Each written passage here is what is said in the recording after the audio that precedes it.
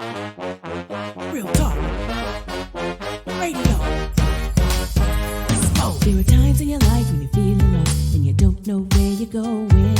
You're feeling down, feeling underground, and you got nothing worth showing. But Dina Brown's got your cover, sis. She can show you another way. Tune in weekly to your radio, and she'll have it feeling like there's no ship. Hey, yeah. Oh, no, no. Breakthrough is almost here. No. Talk to Dr. Dina. Inside. Dr. Dina. Advice. Dr. Dina. Your life, she knows what she's doing. Dr. Dina. Inside. Dr. Dina. Advice. Dr. Dina. Your life, transform your life.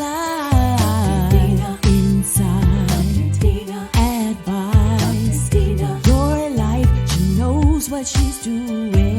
Dina. Inside. Dina. Advice. Dina. Your life, transform your life.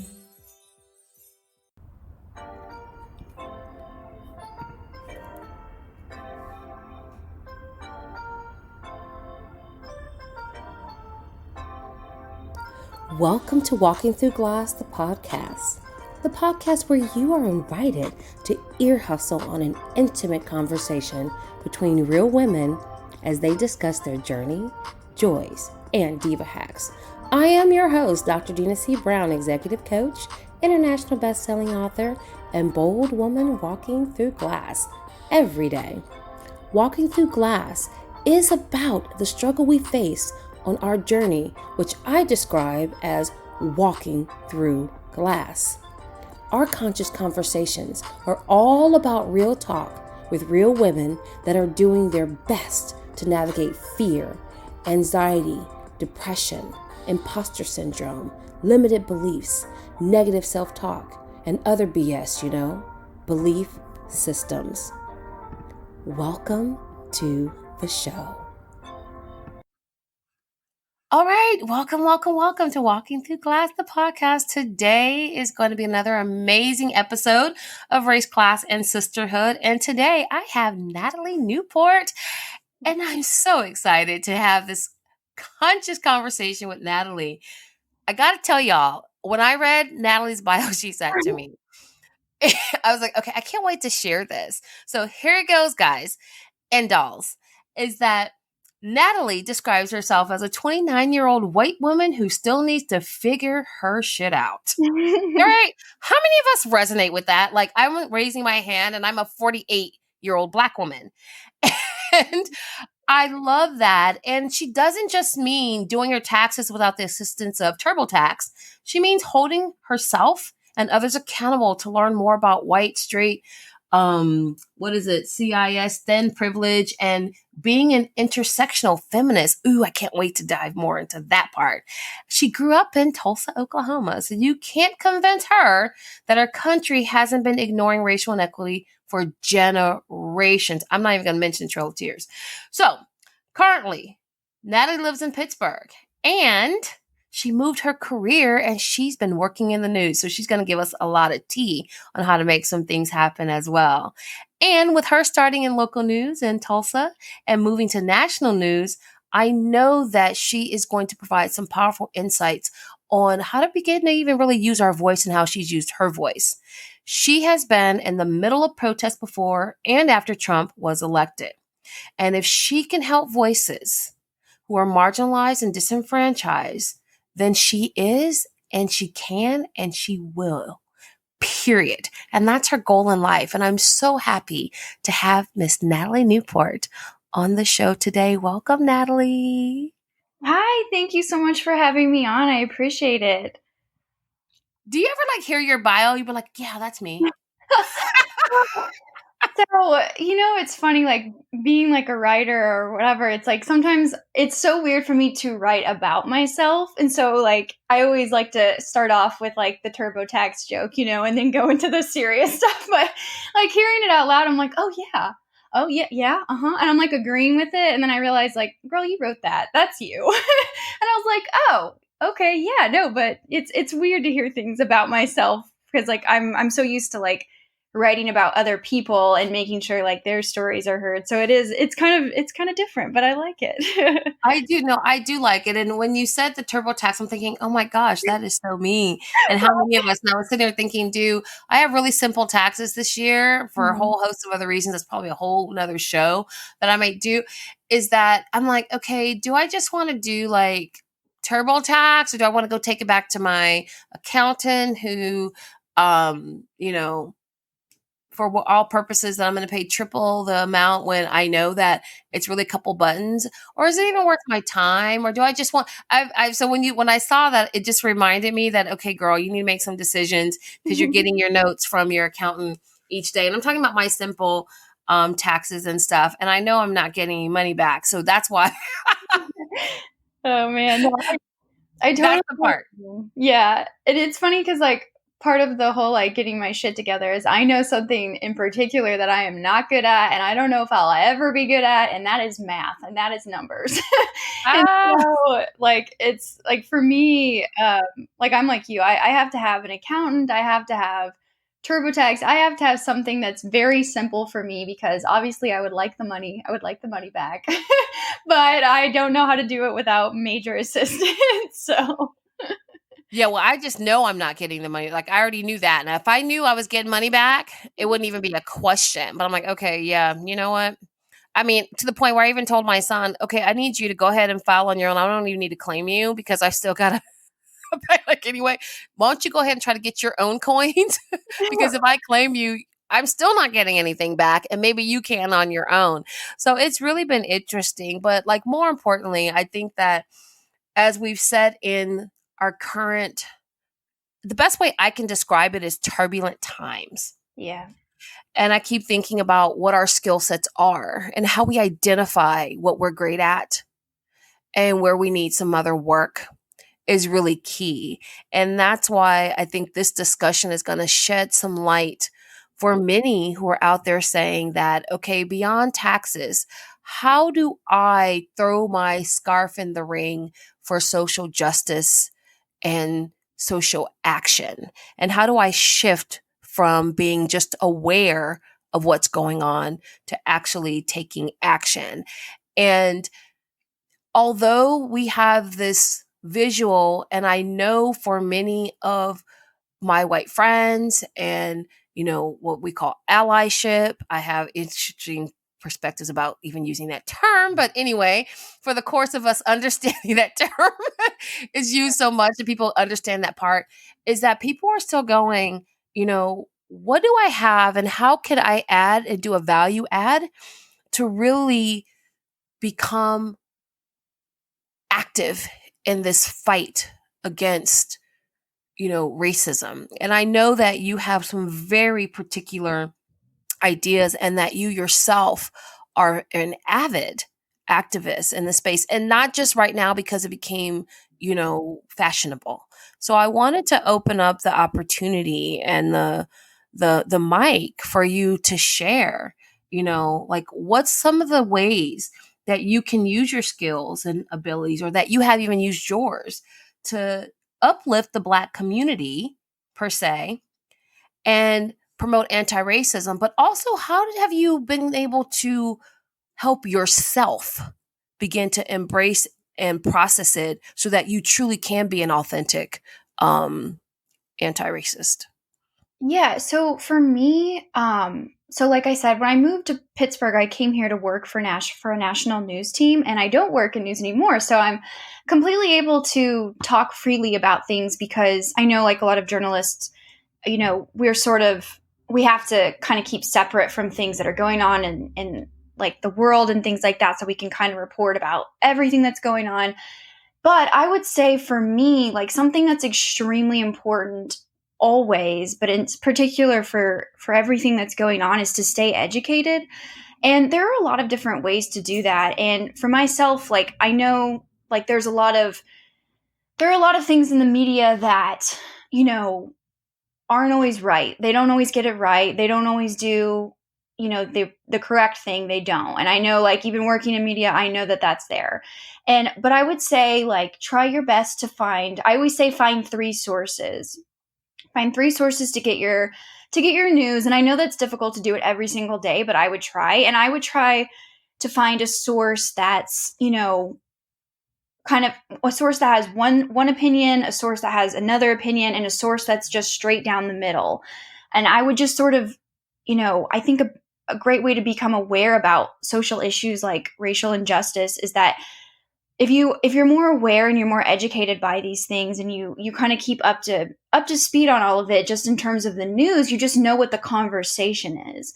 And then moving forward from that, you need to find people, whether it's podcasts, whether it's activists on social media and Instagram, people in your community that are that are activists. You need to listen to them and find those people, and basically, just become extremely well educated in terms of also reading novels. And I wrote in a couple of novels that I think are great.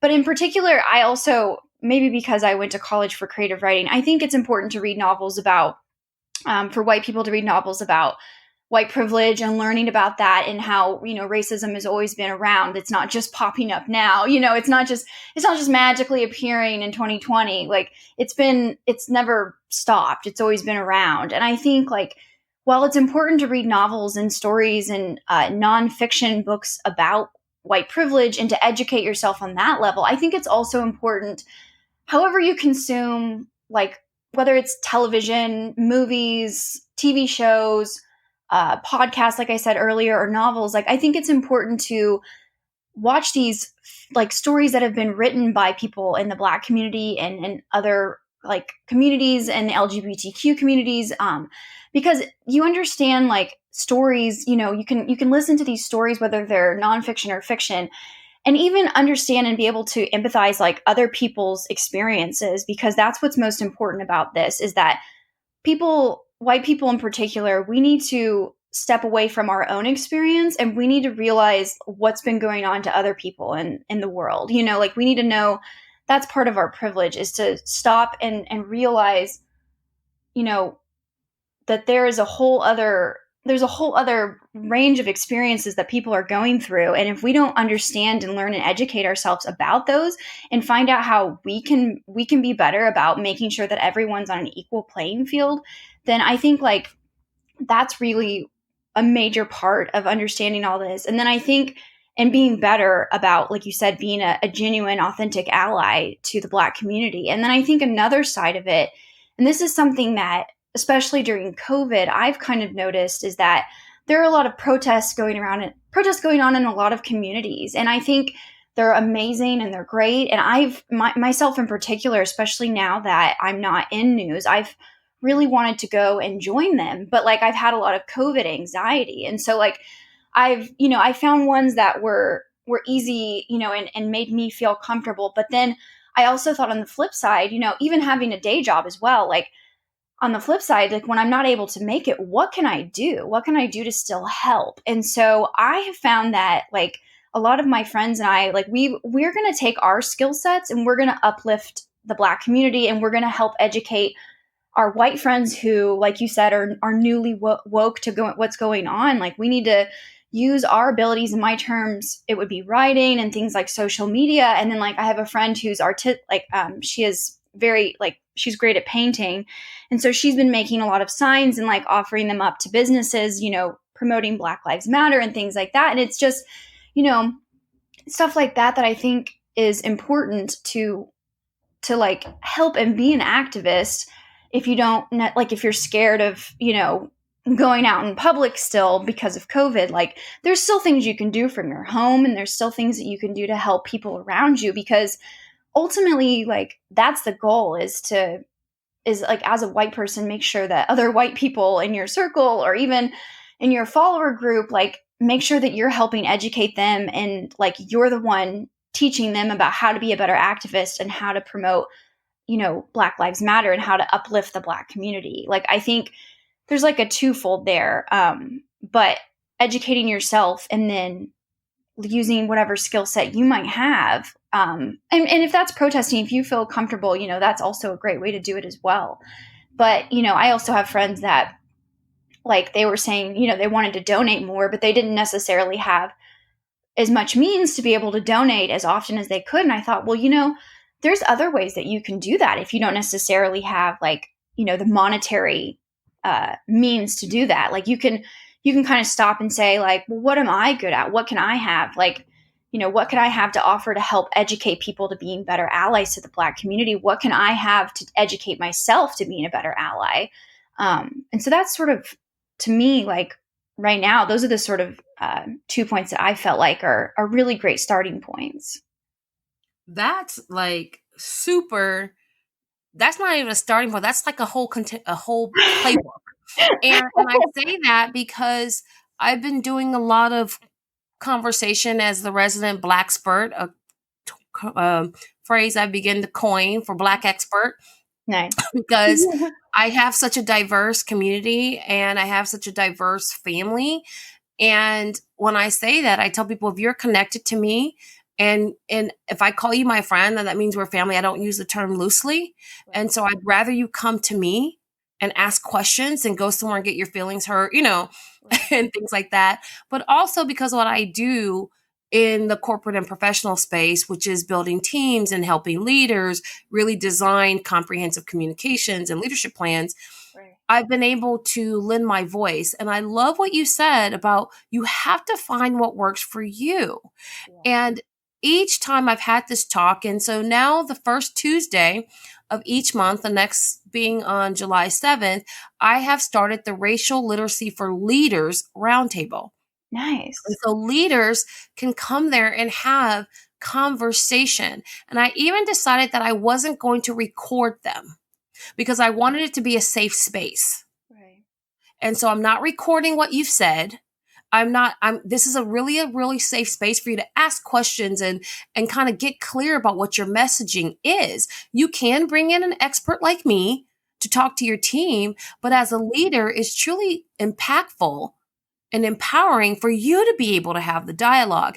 And when we're talking to our friends, and I actually, this is Dina speaking, I actually prefer to see people give the most expensive thing that they have, which is their time. Right. As opposed to, oh, let me write a check. Right. And that check is often a knee-jerk reaction to guilt. And so in the recent class that I did from awareness to action, developing your anti-racist action plan, what I told every single person in that class, I said, stop apologizing unless you did something. Stop. It doesn't do much for your psyche. I'm talking about your psychological and your mental well-being. And if something makes you feel bad and guilty, why would you want to continue to do it? It's psychologically impossible right. for you to feel joy about doing something for the long haul that makes you feel bad. Therefore, stop feeling bad and start feeling empowered and actually identify what your giftedness is and say, wait a minute, this is how I want to serve and support. Not what somebody else said you should do, but what you said. So I love how you said, what are my gifts and talents? How can I use them? How does it work best for me? How can I do this after the 3 days where Fish and relatives actually have to go? Because this is a marathon. We're talking about institutionalized and a system. Yeah.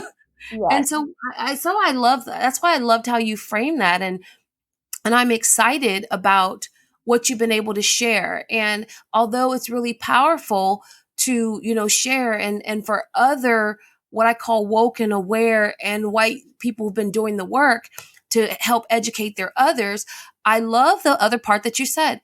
Go give multiple sources of information. And this is why when I wanted to be quiet and I wanted to sit back and I wanted to just kind of sit in my own process, I couldn't because people were going out, they're looking for information, and the information they were finding, I thought, that's not giving you context for conversation. Right. I agree. So that's why I loved, like I said, I was like, wow, that was so powerful. So again, what did this birth? Me saying, once I see it, I can't unsee it. Once I know it, I can't unknow it. And I said, okay, so again, I went back to me and said, what are you going to do? Because you can talk about it or you can be about it. What can you do that aligns to who you are? Well, as an educator and who's taught American Negro slavery, Jim Crow, Reconstruction, I have a certain context. that I can help people frame their conversations. And so probably in the next couple weeks, my mom's like, did you start yet? Did you start yet? But I'm like, Mom, let me kind of get some things and wrap my mind around it so that, again, it's something that I can do without feeling like it's a burden. Mm-hmm. I'm starting a series called Context for Conversation. How did we get here? Because many people don't know why it wasn't taught in school. Right. Yeah, I think that's a great point. I think, even knowing, growing up in Tulsa, like we were never taught about, like I grew up in Tulsa and we were never taught in high school and middle school and any time, like when we had Oklahoma education, we were never taught about like the Tulsa Race Massacre that occurred in our town in the 1920s. So like, I think that's I'm so glad that you're doing that, because I think right now educators, they have a responsibility to make sure that history is being taught, in a way that isn't just benefiting the white community and just, it tells the full true story. So that's amazing.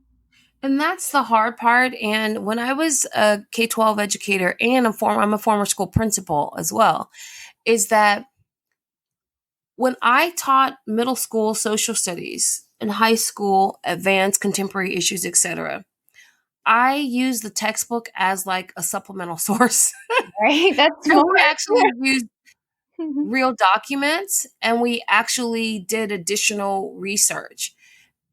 And I think that all of my former middle school students who are listening, and if you are listening, and definitely you want to weigh in, that they actually got a real good view about what was really going on and not the whitewashed view. Good. And I also, though, got in trouble when I was in the classroom. I got in trouble about that sometimes. Really? Because not from my administration so much, but I had parents who were upset that I was actually teaching what I was teaching. And I thought, but this is real. These are real documents. Yeah. This is real stuff that's actually happening. And so it was like, and I said, but you're also welcome to come to class. You're welcome to come and learn too. But it was a slippery slope that educators have had. So when people have asked me, where do we start? Where do we start to begin to dismantle this institution? And you have to think about the institution as a whole complete system and one massive building. And so you have to begin to demolish it brick by brick and rebuild it. And I think we really do need to look at how education, the institution of education, plays a big part of that. Why? Because, gosh, kids start there. Right.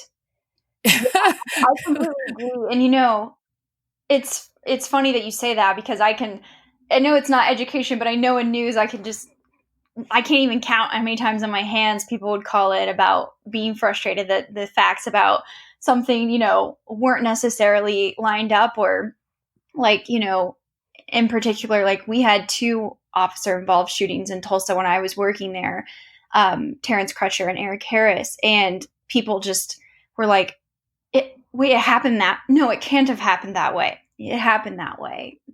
This is happening. No, I can't. No, I can't. That's horrible. That wouldn't have, that's racist. That wouldn't happen. I'm like, yeah, it did. I'm like, it's happening. Like and I've been so pleasantly surprised about people being more woken up to everything going on in 2020. But I just wish, like, I wish you're right. Like, I wish there was an education system that, like, because that's where it starts. And I wish these, this isn't something new. And so I wish that it had happened a lot earlier. But I think you're right. Like, even talking with my sister, she's an educator, and she was just saying, like, she thinks that there's just so many things, and like you said, textbooks and stuff like that are definitely whitewashed. And that's like where a major part of all of this starts is through education. And I think that's a great place for people to start. And I think in terms of education, like I was saying earlier, the media also has a responsibility in all of this. 100%. It's funny, people think that I have no issue criticizing my profession, but I do. Like, nothing's perfect, like, it's like you said, it's a deeply ingrained system. Like, it's a giant, massive, disgusting building that we need to start taking down brick by brick, basically. And I was sitting there watching different things that are coming to light. And like I said, journalists have an amazing opportunity to share. And I say real reporters, Yeah. real journalists. And I can tell that you have that framing because the first thing you said is a method I also use with students when they had to write, because I was a former English teacher, is I call it the power of three. Make a point. Where's your three, what three sources did you go to? Minimum. Right. To help either support or even things that were antithetical to what you were saying that you can still kind of find and pull out, whether either to address your point a little further. And so I've just really been going, okay, what to do next? Because like you said, I've really been shocked by the shock of many people that this cannot be true. And when they throw and banter out things like, now I'm a woman of faith, hands down. But when others say, well, let's look at religion. Do you realize that probably one of the most segregated areas besides schools was religion in churches? Ask the question, why was the AME church, African Methodist Episcopal Church, started? Because they were not permitted to worship in the Methodist church. Yeah. I mean, and so it's when we say one nation under God, I know what that means as a woman of faith. But at the time, when we talk about how did we get here, you have to understand that every aspect of human life was segregated. Right. And built upon the premise in America and many other places too, that Blacks were inferior, they were subhuman.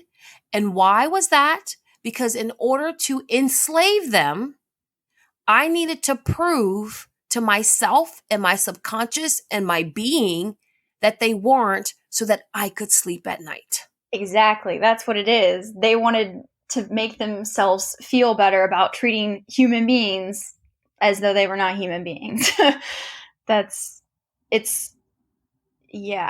think I've been sort of looking, on a lot of Instagram and social media and some activists that I follow, and just, all of them pointing out historically all these things that have just been taught in our systems and taught to people just to make, that was in a slave era, but it's there are still things going on to this day that are much more subtle, but are still trying to push this ideology that basically just all of these racist claims. And it's just, I think it, like you said, it is surprising that there's so many people that are just shocked that it's still happening.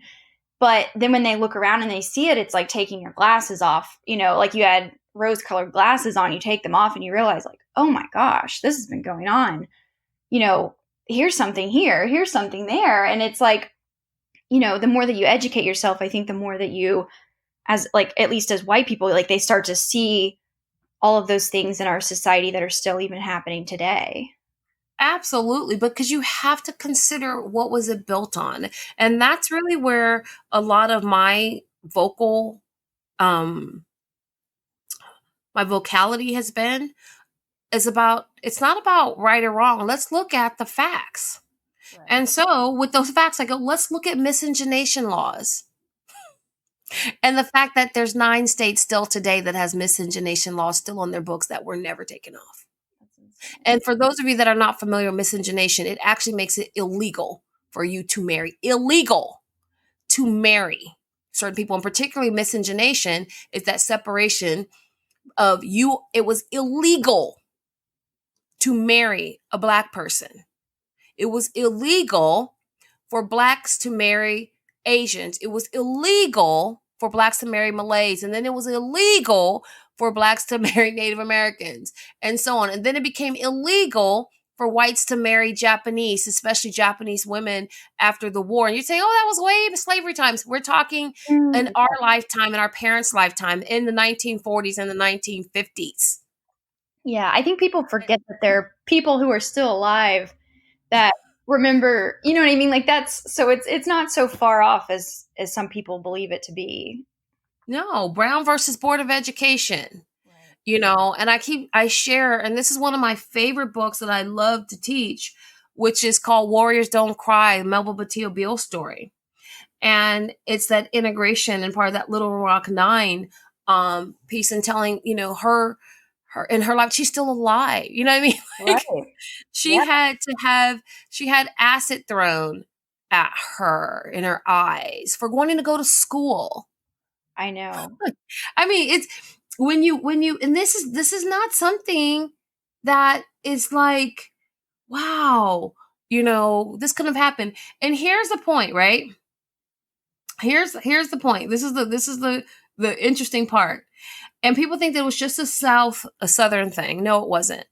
But when you think about how long ago, again, I'm 48, I was born in 1972.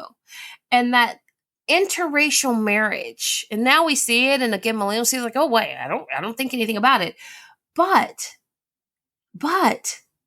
it wasn't until the 70s that states like Mississippi legalized interracial marriage. Yeah, I agree. And but it's funny that you say that, because like I think even, when was it? I was working in news for sure, because this was something I worked mostly in like social media, so things that would go viral. And I can't for the life of me remember what brand it was. I want to say Cheerios, but I don't know if that's correct. But it was going viral. And I just remember my boss was like, okay, this is trending. Why, whatever brand this is trending. And I go, I don't know. And we were like, let's watch the commercial. So we watched it. Adorable family. I think I think it was Cheerios. They were eating the food. Cheerios, because it was about heart healthy. Yep. Okay. Yeah. Eating the food. So we watch it, and I go, I'm very confused. And I was like, I always joked that I always said this, dare I read the comments? And I was like, okay. Oh my gosh. People were up in arms because it was an interracial couple. And I was like, wow. I guess because it's the internet and social media, and I've worked too long in social media to see people say horrible things from behind a keyboard, to not be so surprised that that was what they were up in arms about. But like, I use that to kind of show my friends who lived in their perfect little like bubbles that, hey, I know you think racism is over, but like, this is still happening. Look at this. And they would be like, oh my gosh, that's so horrible. I can't believe that happened. And then recently, I know for sure it was Target. There was a Black-owned brand within Target. I believe it was the beauty brand. Yes, it was a tampon brand for women. Mm-hmm. Yes, people were up in arms about that. And I was like, oh my gosh, look, like this is before everything that's going on right now. I think it was even before COVID. And I was just like, look, like this is very recent. And look at these attacks this poor woman is getting just because she has an amazing, new health, like, or did you say it was tampon brand? Like, I was like, this is like, clearly this is proof right now for those people that are so shocked that all these things are happening still. But yeah, like I don't know if it was working in news. And like I said, we had 2 officer involved shootings, and like seeing like our Facebook page comments. And like, I remember like telling my boss one time, I was like, I need more help like mitigating these comments. Like I don't know if there's trolls or what's going on, but like, cause we had like our page set up where like they obviously, if there were inappropriate words or like violence or something like that, it would take down the comment. But it was coming to like such, like one of our high schools, there's an amazing high school in Tulsa called Booker T. Washington. All my great friends went there, and like it's a great school, and they had a rally, a Black Lives Matter rally after one of the officer involved shootings, and they just like basically had like a pep rally, and we're just talking about it, and like basically just saying like, we support the Black community. We want to say everyone, in Tulsa, like we support you, and we want to come in together and have these conversations. And it was such a great live stream event for just everyone in the community. And there were just so many comments, like people just, saying saying just horrible things. And I just remember I told my boss, like, I need help mitigating, like deleting and hiding these comments. Like it's just getting to that point. And, like, I just think that was like a wake up call for not necessarily everyone in that newsroom, because I will say that newsroom was very diverse, and I want to also uplift like all the amazing Black women that I met and who I consider family in that newsroom, who taught me and like basically took me under their wing. And like I would not be the journalist I was today if it wasn't for my friends in that newsroom.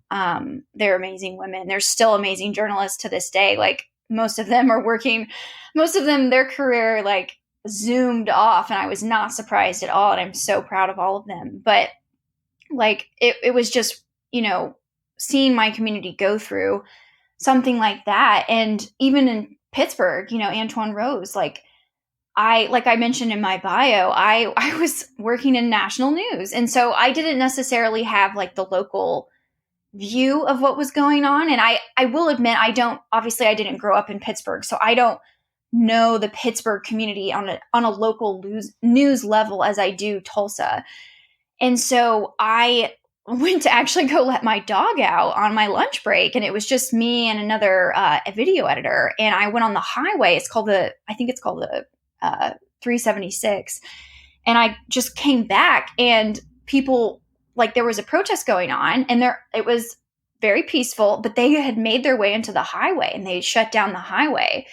And so like I had a huge Tahoe at the time, like a very big car. And I was thankful because like I'd never seen something like, these were all young people and so strong and so brave. And I stopped in front of them, and I almost considered like even like parking my car sideways because I was scared, like on a highway, but they effectively shut down that entire highway. And so I just got up. I had a sunroof. I opened up my sunroof, sat up on my car. And because I was working in news, I couldn't join them. But I told them that, and I said, I work in national news, so can I just film you? And they were like, yeah. So I just started filming them. I just started, sharing their story, and I shared it in Tulsa too. And it, I think if more people see things like that and see live streams from like actually talking and stopping and talking to people like within the protests, and, seeing their pain and seeing like everything that they've gone through, I think that's also important. Like, I think even if you don't necessarily feel comfortable going to a protest, I know a lot of local groups here in Pittsburgh, especially, like people within the protest will live stream and kind of, even if they're not necessarily journalists, they are, because they're sharing other people's story and like what's going on, and doing it outside of the confines of like, a newscast, a 2-minute newscast or a news story. And so I think that's important too, is to like, get that unpackaged version of the news and what's going on as well. You know what I mean? I love that. Technology has actually made every single individual with a smartphone Yeah. a journalist, pretty much. Yeah. And that's how we've captured lots of news. But I wanted to ask you, Yes. what has been your biggest aha awakening moment? And how has that impacted what you were currently doing to really set the course for how you want to engage? Man, that's a good question. I think I would say for me, like probably my biggest, like, you mean like my aha moment in terms of like realizing, the racial injustice that's still going on and things like that? Is that what you sort of mean? That everything, because to me, you can't separate your life from your leadership. I'm a firm believer. Yeah. And if we're trying to compartmentalize our lives and say, this part of me is a social activist, this part of me is a girlfriend, this part of me is an employee, this part of me, that fracture is what leads to our mental psychosis. And so Yeah. you can actually respond in any way. What have you learned about yourself Yeah. recently that's just been such an aha for you? Yeah. I think for me, something that's been an aha is that, I obviously working in local news, like, and in national news, just like seeing and telling other people's stories, like I wouldn't say that it's like my main aha moment that I realized like there was major racial injustice. Like, I definitely grew up in a state where that is still very prevalent. But I would say that like something I've learned about myself in particular is that I'm a very analytical person. And so like, I think like since I've like learning all of these stories and hearing everyone's, point of view. And like I said earlier, like hearing the pain and like knowing certain things that affect people and even like small like microaggressions that like anyone can make on a daily basis. Like I think even myself, I've become more conscious of like, you know, listening, any actions that I might take or friends might take or like even just around myself and thinking like, kind of thinking more about it and realizing, you know, why, like we were talking about earlier, why certain things are set up certain ways and thinking, okay, well, I may have not considered that earlier, but that's wrong. Like why, in particular, the education system, like we were talking, I don't have too many friends that are teachers, but the ones that I have, like even just hearing them say like, we were never encouraged to teach things a certain way, or we were never encouraged to, you know, have like it was always just from the textbooks and the textbooks were written this way.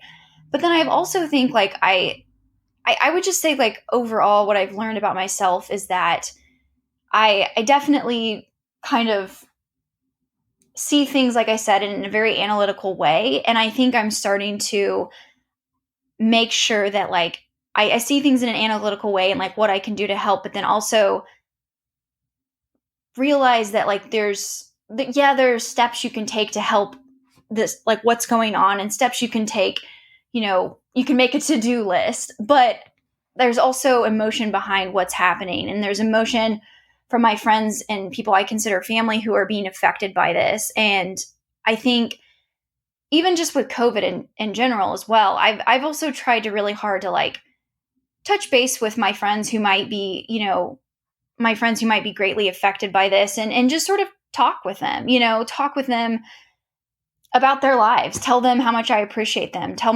them, like basically just kind of talk with them and then understand like, what's what's going on from their point of view, and, even just ways I can help as a friend, ways I can uplift them as a friend, just as someone like I love them, they're great people. And so I think for me, like something I've learned is like an aha moment is, yes, have that to-do list and be very analytical, but also stop and like, touch base with my friends in the Black community and make sure that, they're okay. And, this is a rough time in a lot of different areas. That, I mean, wow. What a powerful journey that you've been on. And I say that with such joy because at the heart of everything, it's what we find out about ourselves Yeah. in the midst of this. That is the most powerful catalyst for what we are becoming and how we can create impact for the long haul. And I'm so in awe of those that have taken the time to sit in it. And I tell people, please just sit in your thoughts. Right. Before you call me, just sit in it, because it's that uncomfortable space, that queasy space for you. Yes. That is probably the most powerful space for you to begin to figure your shit out. Like what your says. I agree. And I will say, of course, this just popped into my mind now, but I will say, even like now, like not working in news, I will say something that's kind of been like, not necessarily an uncomfortable spot, but like all of my, like, I've had some friends that, are saying Black Lives Matter for the first time, and like, talking about it and being very open about it and saying like they're wanting to be educated. And I will say, like, I always kind of, worry I'm not gonna, help them in the right way or show them the right link. Because again, that's my analytical mind. Like I walk away and I'm like, well, I could have given them like 3 other book ideas that probably would have been better. And then I'm just like texting them through the night. And I do that with like everything. But I will say, like, I think something that is also important for those of us who, you know, everything that's going on right now isn't new. Like we know this has been going on for forever. And we're pleasantly surprised that so many people are finally, you know, standing up against this and realizing that it's not just like some political issue. It's a humanity issue. It's something we need to fix. But I think like something for white ally people that want to be genuine white allies is that you need to reach out to your other white friends and those that are open to being educated and help them. Like you need to help them understand, you know, it's our responsibility to educate each other and help each other realize our own white privilege and be better about it and find ways, you know, on that journey, like we were talking earlier of, okay, well, do you want to protest? Maybe you're scared because of COVID. Okay, what else can you do? You know, keep going. And not just make it some viral moment. Like that's something I am kind of worried about as someone who's worked in social media, that I don't want this to just be like, you know, we were sitting bored at home and so we all started posting about this. Like, I think that's something that people that consider themselves white allies, we all have a responsibility to sort of stand up and talk to those friends who are even somewhat interested in it. You know, basically somewhat saying even the tiniest bit showing interest in wanting to help the Black community and fight racial injustice and be anti-racist. Like we need to reach out to them and say, you know, hey, I saw you post A, B, or C. Like if you ever want to talk about that, like, you know, here's some things that I've read that have helped me. You know, I think that's important for people that consider themselves to be white allies to do right now, especially. Absolutely. And not only do right now, and what you said is that people are home because of COVID, which it was the right ingredients for a perfect storm, I guess. People have said, well, why now? And I said, well, it was timing is everything. Right. But how do you use that? But I also am convinced that it's the millennial generation that was born for this. They have always been human rights activists.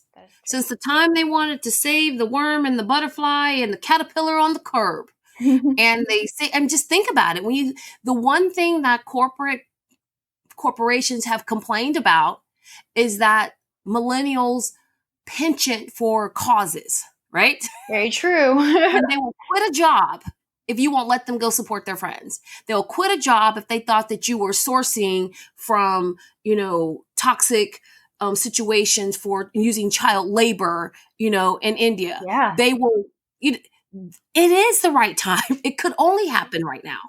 These things come in waves. And so I was sharing with someone, I said, you know, this truly is a marathon. And if you've heard the series, you've heard me use this analogy a lot. And I do continue because if you miss an episode, you're going to get it every episode. Is that we are running a marathon relay. And one of the most critical elements of a relay is how you pass the baton.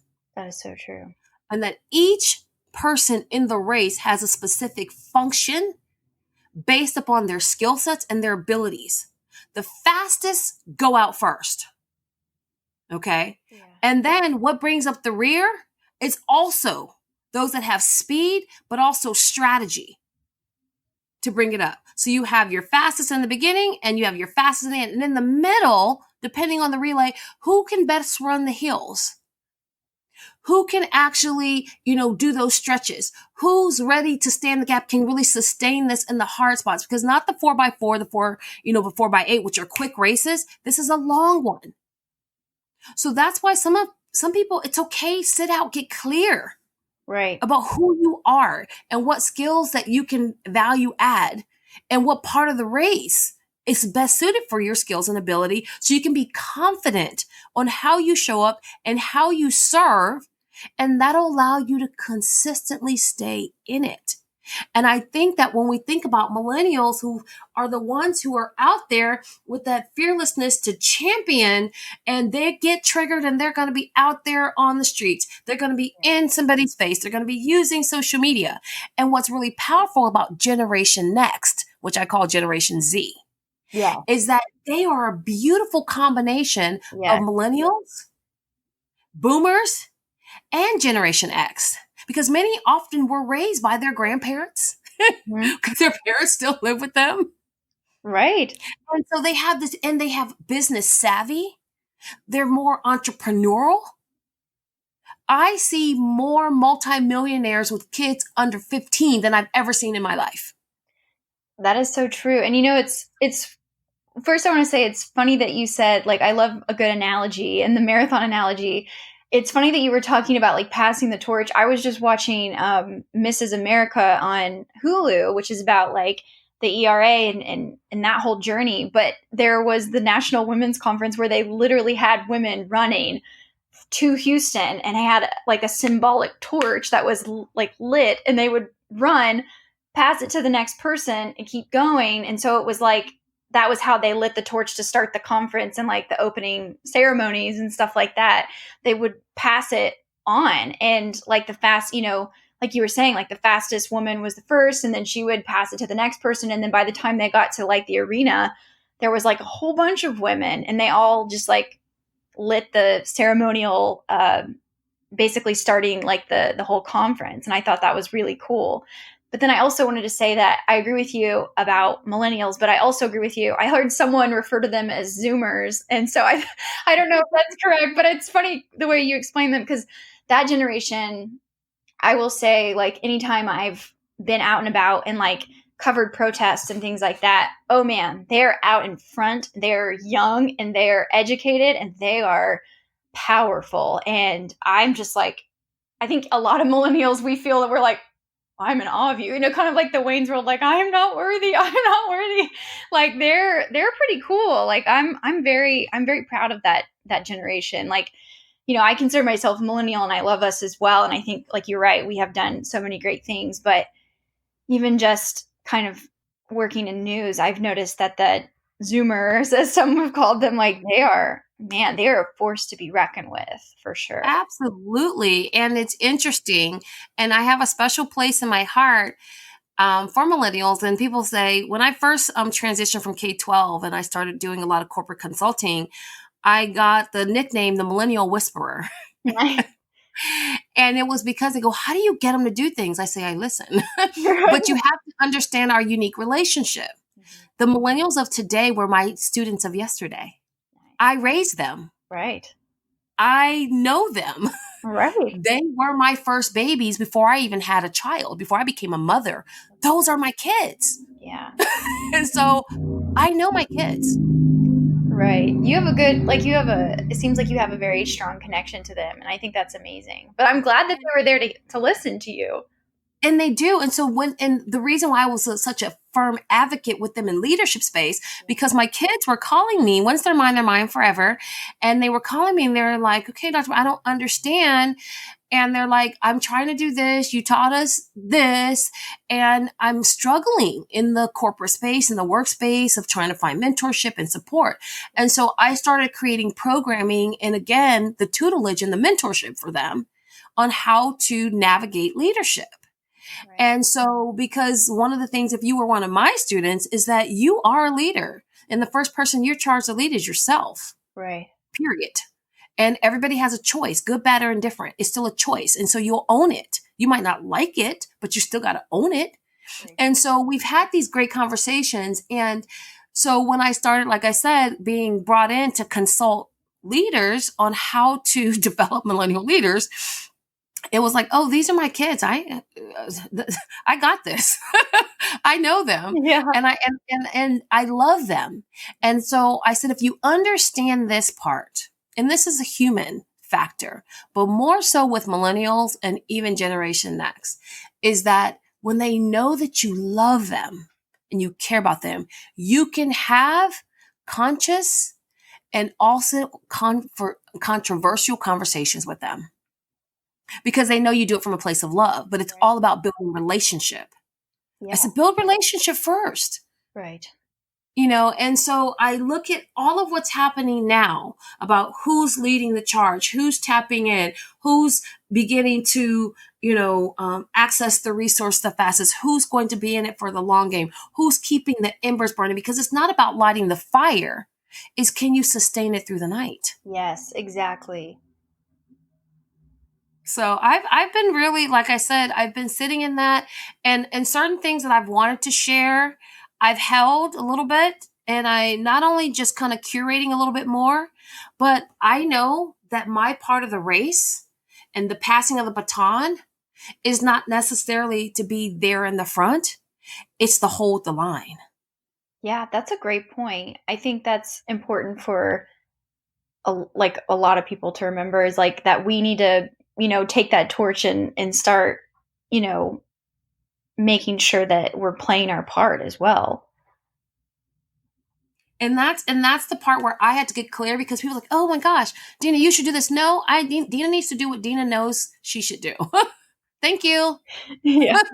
Thank Right. you. Right. And I'm very clear about that. And so I did go and do a march and took my son because it was important. He's Right. 18, and this hits differently for me. As a mom, I'm just telling you, my God, it hits differently. I'm sure.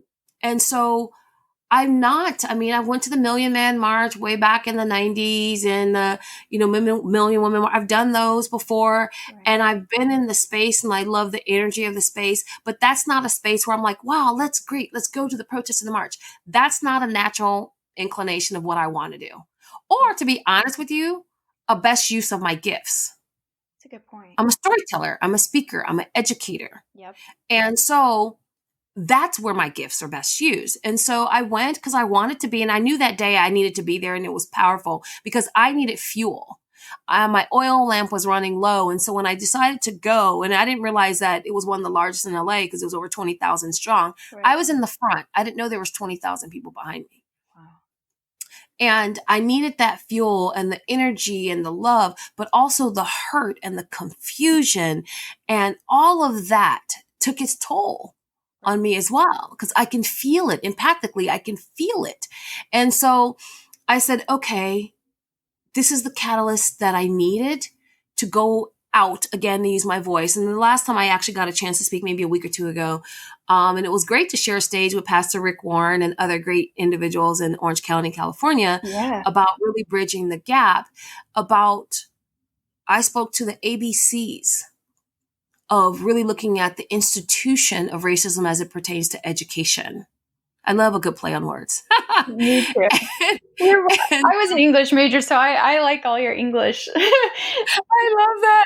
I love a good play on words. Mhm. And so I realized, as an orator, I have a unique opportunity to provide context with clarity to uplevel a consciousness that's needed for people to communicate on a whole nother level.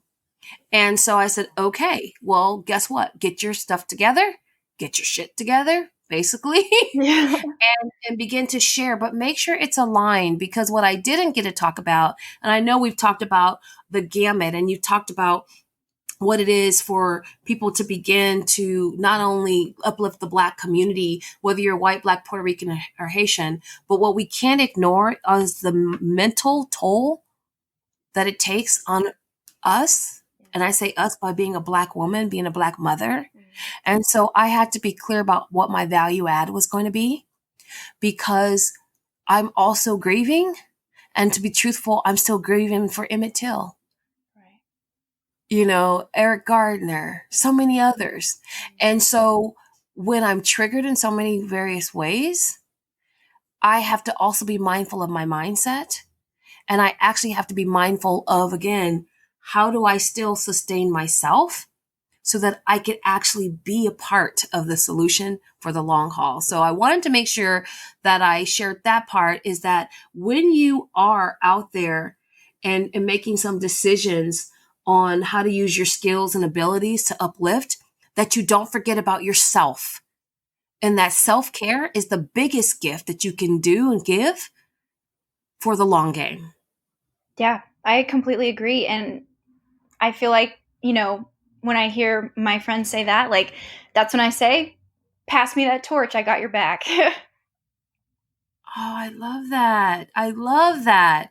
Oh my gosh, I have another layer to add to the analogy is that when you feel that you're running out of steam, you pass the torch and you pick back up the race after you've refueled. It's almost like I love Formula One racing and I love Yeah. I love racing. And so when you think about when you have to pull in for a pit, stop to change your tires, Yep. do some shit, and do all those things, refuel Yeah, and before that's you get back out there. yeah, and I think that's definitely like what feminism is all about. And it's funny, like I I have a hate love relationship with the term intersectional feminist because feminism means that everyone is included. So it's a little like to say that have to clarify that no, if you're not including everyone, then you are not a feminist. So, but I think like it's important to remember like the terminology intersectional feminist is important to remember to remind people that like that is what feminism is passing the torch, like just like I was saying earlier, like with the National Women's Conference, like that's what it is making sure you see your sister and she's down and whatever analogy or metaphor that means, and you need to say like, I got you, I got your back. What do you need me to do? And let's do it. I love that. Thank you. Because I was like, oh my God, I forgot to ask her about Yeah. explaining that piece. Because right now, my core work and what I'm working on is truly looking at reframing imposter syndrome and its intersectionality with race, class, and trauma. Mm-hmm. And in this fight, in this journey that we're on, in this path for social justice, I don't want to ignore that there's also layers to that applies to women, Yeah. Black women, other minority ethnic groups, and white women. And so the study that I'm working on and submitting for IRB, because it's actually academic research, is how does it look? What is it? Right. Is it truly imposter syndrome? Or is it masking? Or is it so many other things? And how does trauma impact that? How do relationships impact that? And all of that boils back down to the institutions in which we've lived and loved and learned. Right. So all of this that we've covered, gosh, we've covered race, class, and sisterhood, right? Is that there's so much more, like I said, to even talk to. And I feel like when I launched this series, I didn't know, I knew I needed to use my platform to further the conversation. And I wanted to make sure that it was open to everybody and everybody felt welcome. Women, let me fix women, because I had men going, can I do it? No, I want to have a conversation with my sisters. Right. How you feeling, sister? This is about my sisters only. Right. And in doing that, to begin to heal and lessen some of the gaps that we feel, the questions that we have, and the things that we want to talk about, but we don't necessarily feel safe to talk about, even within our own networks and groups, and say that, hey, I'm here. Yeah. Let's talk about it. And let's really begin to set the stage and the tone of the dialogue that needs to be happening in rooms and cafes and shops around the globe. And so I said, I want to do this. And it's something that I thought I was actually going to do for like a week or 2 weeks and just kind of share it out there. It's become my favorite. And I decided to make it a permanent part of my podcast series. See, I think that's so important because, in particular, like the feminist group, it's like we have to make sure that we're uplifting everyone's voices and making sure that everyone is included, because that is what feminism is. And I think it's important, for sisterhood to remember that and to remember that, we're all equal and we need to remember that. And I love that. I think that's a great platform that you've created. Well, thank you so much for adding. Any final thoughts that we didn't? We covered so much. I'm sitting there going, my gosh. Any final thoughts that you want to share in closing? I would just say, even though I know, like I said earlier, this isn't necessarily like, I don't I don't qualify things like this a political issue because I think they're a humanity issue, but they are unfortunately still being decided on by like voting. So I would just say make sure, anyone that's listening, make sure that you're registered to vote, and then make sure that you're listening even in your local voting, like your little local voting elections, like what's going on, things that are being passed, things that are being proposed that might possibly have some, maybe have some racial undertones, or ways that you can make sure that your local like your local officials are promoting, making sure that everything around you is anti-racist and that you're working actively to do that. So I would just say, look to your leaders in your community, even if they're not necessarily in office, but people that are being outspoken and activists for Black Lives Matter. Like I know in Tulsa, there's a great guy that's actually my age and he's amazing. His name is Greg Robinson and he's running for mayor in Tulsa. And, it just shows you that you can never be, being a certain age doesn't matter. Like you just need to get your voice out there and make sure that you're uplifting our friends and family in the Black community and making sure that everyone knows that Black Lives Matter and that it reflects in our local governments as well as our national government. Thank you so much, Natalie. And I'm sitting thinking, Natalie's going to have to come back and we're going to have to do a part two. There's still even like so much more to talk about. And I know we've been talking for an hour, but I'm like, oh my gosh, there's still so much more. And so know, Natalie, that you have an open invitation to come back and just share. Like I said, there's so much more. And as you were talking, I'm thinking, oh my goodness, there's even like other things that I would love to just even, piggyback on, but I'm not going to just throw that out at her in the middle of the show. But thank you so much. And thank every single listener for listening. And more than that, sharing. And I want to make sure that I go on record to say that the best place, if you're sharing, please leave a review for the podcast on Apple Podcasts, because the analytics actually shows that the most listeners come from Apple Podcasts and Podbean.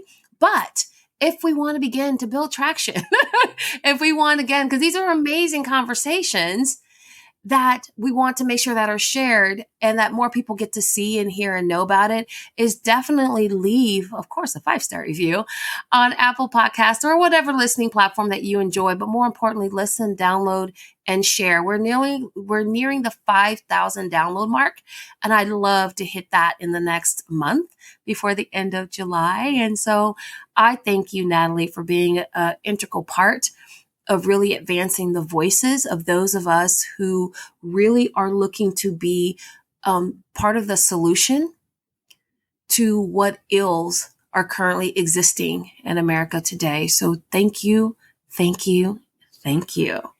Thank you for inviting me. I really appreciate this. You have an amazing platform, and I'm so thankful I get to be a part of it today. All right. Well, there you guys have it. Until next time, it's been great helping you walk through the glass. Bye-bye.